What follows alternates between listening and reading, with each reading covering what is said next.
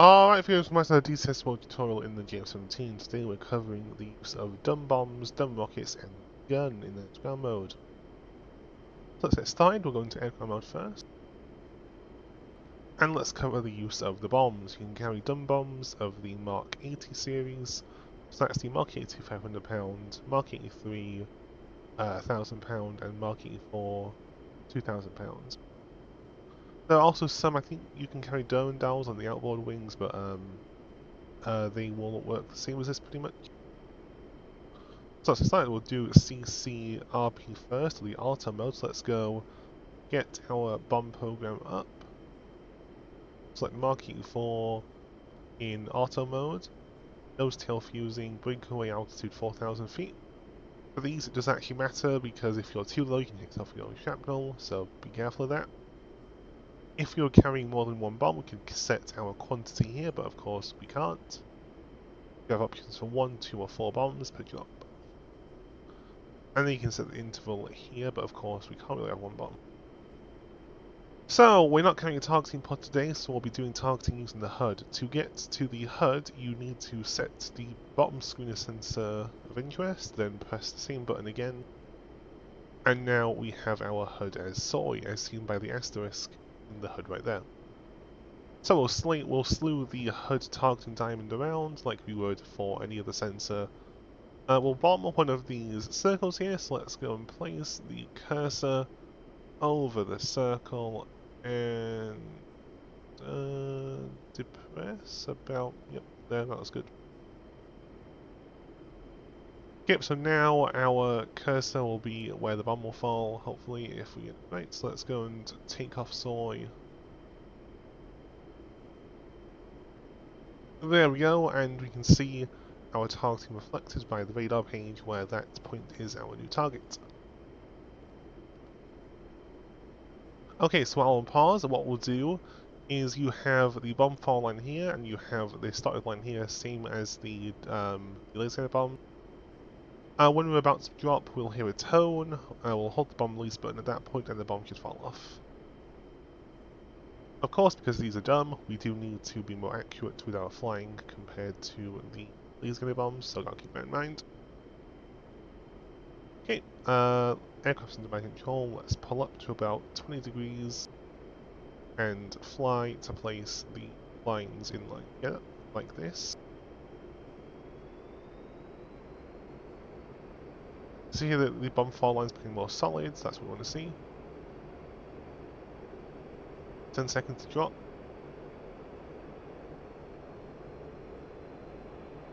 5 seconds holding.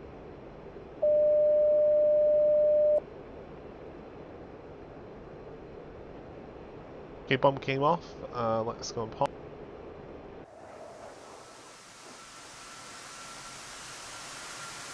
Yeah, that looks like it's going to hit roughly where we told it to. I mean, this is a big bomb, so of course that would probably take out the target if that was a real target. Okay, now let's try it in CCIP, so let's go change the mode to CCIP.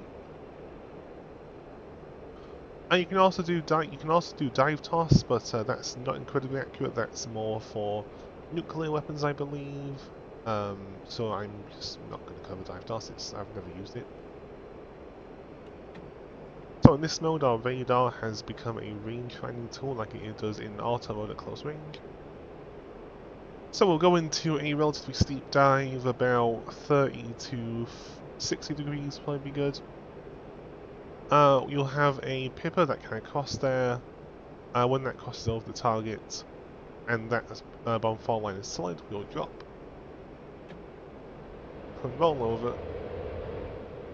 CCIP does tend to be more accurate just because you're diving steeper from high altitudes, so that is inherently more accurate than doing auto.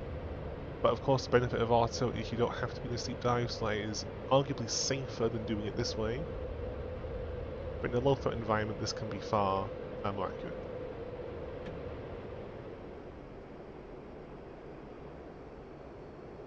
Yep, so we will wait until the cross appears on the target and is not flashing, it becomes a steady cross. There we go, it's gone solid. And pick up, bomb away, 7 seconds impact.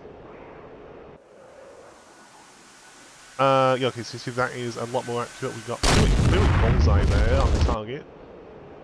So you can see the benefit to accuracy with these. But I'll fly out and go set up the rockets next.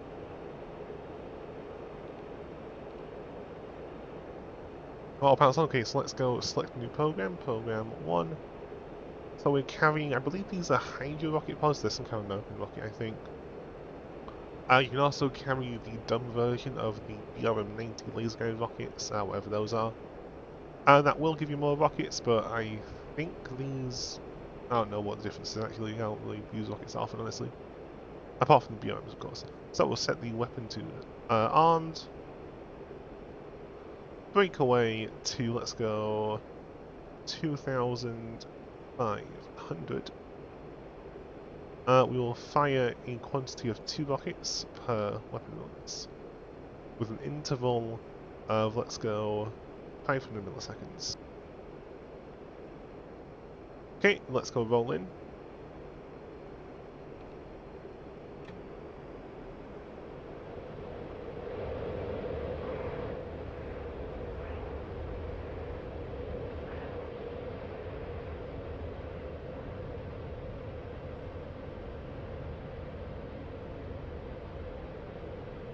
So, like the BRMs, these have a range of about 3 miles, roughly. However, unlike the BRMs, these are of course far less accurate because they're dumbfired. That's the point of laser accurate. So you will need to be firing for a bit closer just to ensure accuracy. Okay, so we're in range, apparently. Okay, so let's go get ready to fire.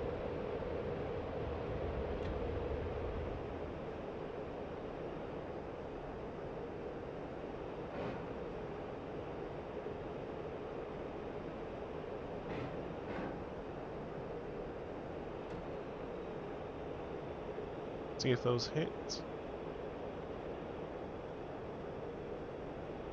Yep, they hit. Okay, hit this guy.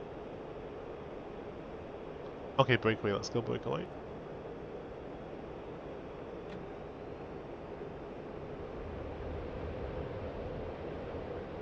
I'm going for a steeper run this time, just to kind of show that off. And of course, like with the BRMs, it does show you your total remaining rockets per pylon, which is very nice.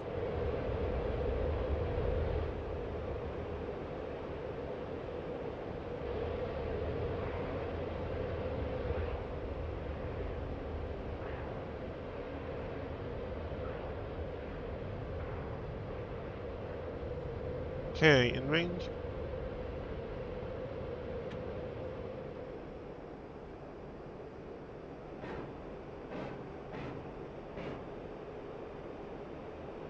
Okay, okay, yep, yeah, so again, not awfully accurate, but they can get the job done. I'm going to set a lower breakout too.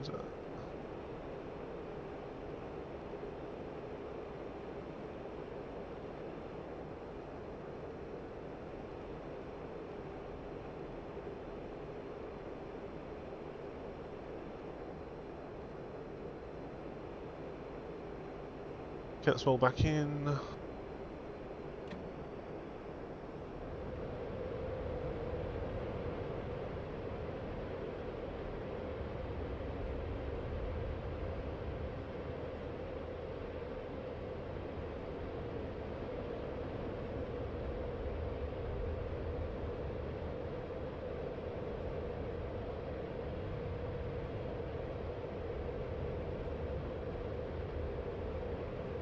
Okay, let's fire.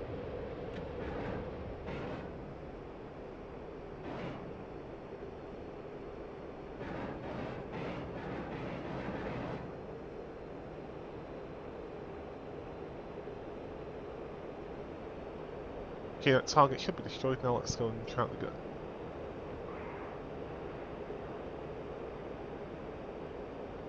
So to choose the gun, you press the gun icon on the MFD. That will select the air gun. Then you press the feed button. When that stops flashing, the gun is fed and it can fire. I would recommend leaving the limiter to half a second. If you turn the limiter off, then the gun has a risk of jamming after about half a second of fire, or more than half a second, probably between 1 second and half a second. It will jam, and then it also helps conserve ammo, also not having too short a burst. To get the cross, like you get with the CCIP for bombs, so let's go rolling and try it out. You also have the same symbology for the rockets if you want to use them both at the same time, but we're just use the gun.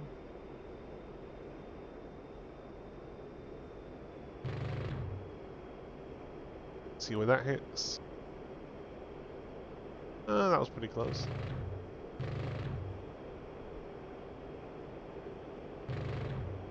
Pull up, pull up, pull up. Okay, so it's not awfully accurate. Whoa, okay, yep. Okay, yep. So that is why I have a big altitude. And that is obviously the issue with the gun. It's not awfully accurate, so I would recommend just not using it at all. Just pretend you don't have a gun. Right then, so with that interesting end to the tutorial, that'll be it for today. Don't forget to like, share, and subscribe to Patreon, TikTok, and YouTube. Have a wonderful rest of your day and have a wonderful weekend. Show everyone, signing off.